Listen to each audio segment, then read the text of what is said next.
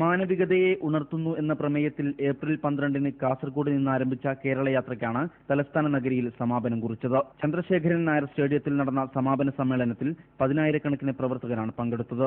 വെള്ളവസ്ത്രങ്ങൾ ധരിച്ചെത്തിയ ജനസഞ്ചയത്തെ കൊണ്ട് സ്റ്റേഡിയവും പരിസരവും പാൽക്കടലായി മാറി. മുഖ്യമന്ത്രി ഉമ്മൻചാണ്ടി സമാപന സമ്മേളനം ഉദ്ഘാടനം ചെയ്തു.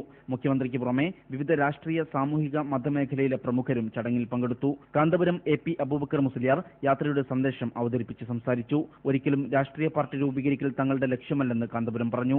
മതസംഘടനകൾ രാഷ്ട്രീയ പാർട്ടികളായി മാറുന്നതിനോട് ആശയപരമായി തങ്ങൾ എതിരാണെന്നും അദ്ദേഹം കൂട്ടിച്ചേർത്തു. ഞങ്ങൾക്ക് രാഷ്ട്രീയമായ ഒരു വീക്ഷണം ഇല്ലാത്തവരാണ് എന്നാരും തെറ്റിദ്ധരിക്കണ്ട.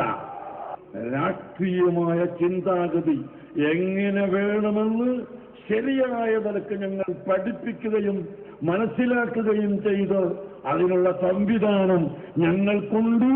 അതാണ് രാഷ്ട്രീയം, ഞങ്ങളുടെ രാഷ്ട്രീയം. ഇസ്ലാമിക ചരിത്രത്തിലും ലോക ചരിത്രത്തിലും ലക്ഷ്യസാക്ഷാത്കാരത്തിനു വേണ്ടി മഹാത്മാക്കൾ നടത്തിയ യാത്രകളെ പിൻപറ്റിയായിരുന്നു തന്റെ യാത്രയെന്നും ഇതിന്റെ ഫലമായി സംസ്ഥാനത്ത് മദ്യനിരോധനം നടപ്പാക്കാൻ സർക്കാരിൽ സമ്മർദ്ദം ചെലുത്തുമെന്നും കാന്തപുരം അറിയിച്ചു. India vision, Thiruvananthapuram.